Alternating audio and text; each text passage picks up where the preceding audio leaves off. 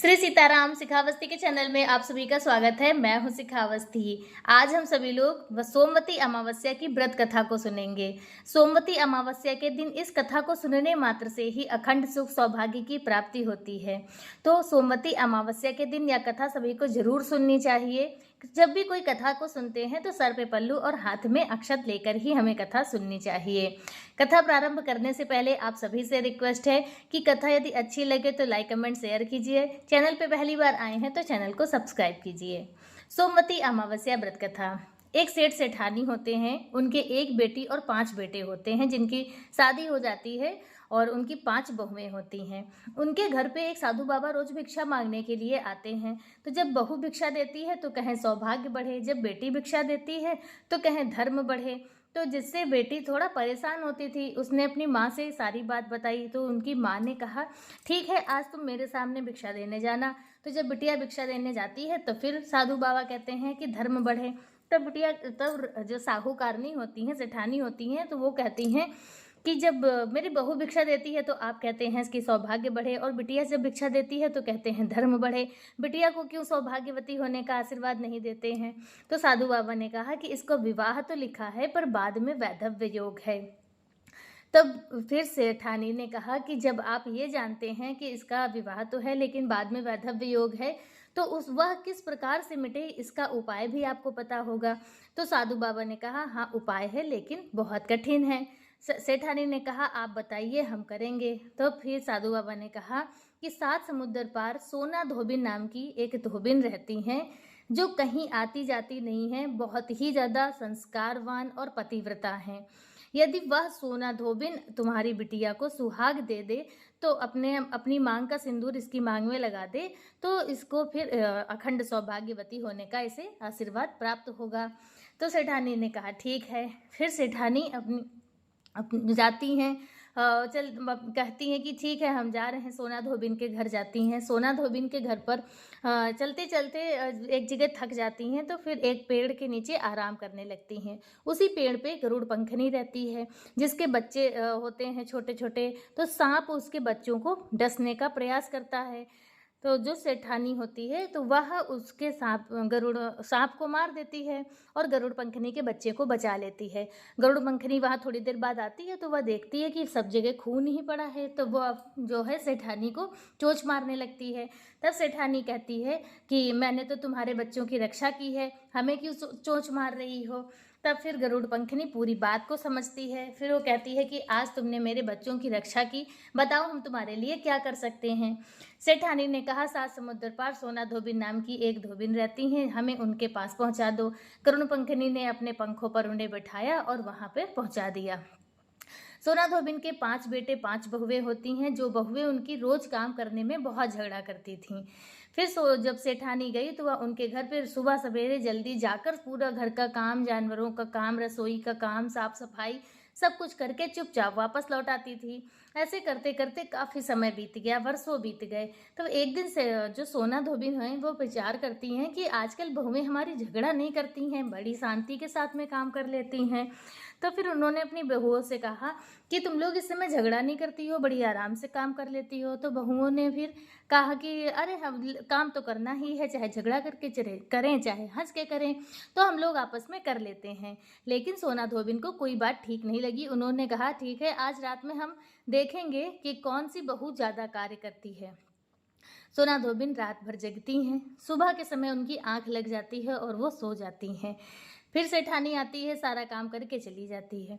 दूसरे दिन सोना धोबिन अपनी एक उंगली में थोड़ी सी चाकू से चोट मार लेती हैं और उसमें कहती हैं आज मैं इसमें नमक लगाकर फिर पूरी रात जब दर्द होगा तो मुझे नींद नहीं आएगी और मैं जान जाऊंगी। तो इस तरह से वह रात्र भर जगती हैं। देखती हैं कि एक महिला आती है, वो काम करती है और चुपचाप निकलने लगती है। जैसे ही वो निकलने लगती है, सोना धोबिन उनका हाथ पकड़ लेती हैं और कहती हैं कि तुम रुको, पहले बताओ कौन हो और कब कब से मेरे घर में काम कर रही हो। तब सेठानी कहती है कि पहले वचन दो तब बताऊंगी। तो सोना धोबिन ने कहा ठीक है, वचन देती हूँ, जो तुम कहोगी वो मैं करूँगी। फिर सोना धोबिन अपनी पूरी बात बताती है कि किस प्रकार से साधु बाबा ने उसकी बिटिया के लिए यह उपाय बताया है। सोना धोबिन अपने वादे में फंस जाती हैं, लेकिन वह बहुत ही ज़्यादा पतिव्रता और सत्यवादी होती हैं तो वह अपने बात से मुकरती नहीं है, कहती हैं ठीक है मैं तुम्हारी बिटिया के विवाह में आऊँगी सुहाग देने के लिए।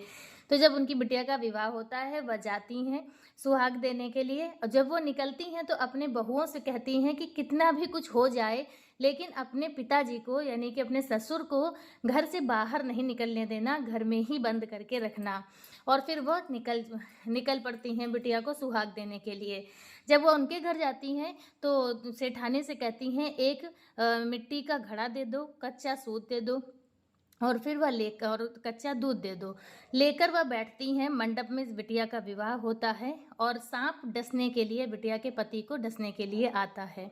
जैसे ही सोना धोबिन उसे देखती हैं दूध रख देती हैं, सांप दूध पीने लगता है और उसी में वह उस मटके में उस सांप को अंदर करके कच्चे सूत से उस मटके का घड़ा जो गला है वो बंद कर देती हैं और वह सांप वहाँ से निकल जाता है। लेकिन सांप आता है, इसकी दहशत में ही उस बिटिया का जो पति होता है वह उसकी मृत्यु हो जाती है। सभी लोग हाहाकार करने लगते हैं। सोना धोबिन उसी समय उस बिटिया की मांग में सिंदूर देती है और कहती है कि आज तक जितनी भी सोमवती अमावस्या मैंने की है, जितना भी पुण्यकर्म मैंने किया है, वह सब इस बिटिया की भाग्य को मिल जाए और आज के बाद जितनी भी सोमवती अमावस्या मैं करूं उसका पुण्यफल मेरे भाग्य में आ जाए। तो जिससे उस जो बिटिया है उसकी चुनरी लाल होती जाती है और सोना धोबिन की चुनरी काली होती जाती है। धीरे धीरे उसका पति पुनः जीवित हो उठता है और जिससे सभी लोग बहुत खुश हो जाते हैं और बिटिया को अखंड सुख सौभाग्य की प्राप्ति होती है। फिर जो सोना धोबिन है वो वापस अपने घर आती हैं। रास्ते में पीपल वृक्ष पड़ता है तो जो कुछ भी उन्हें मिलता है उसी से वह एक मटकी लेती हैं, उसके टुकड़े करती हैं। 14 फेरी एक बार देती हैं और 108 फेरी वह एक बार देती हैं। दोनों को देकर मिट्टी के टुकड़े होते हैं वहीं दबाकर अपने घर वापस आ जाती हैं। जब अपने घर वापस आ जाती हैं तो सोना धोबिन का हमेशा का नियम होता है, वह अमावस्या को ब्राह्मण को दान भी देती थी। तो वो ब्राह्मण कहते हैं हमेशा तो दान देती थी, आज नहीं दान दोगी?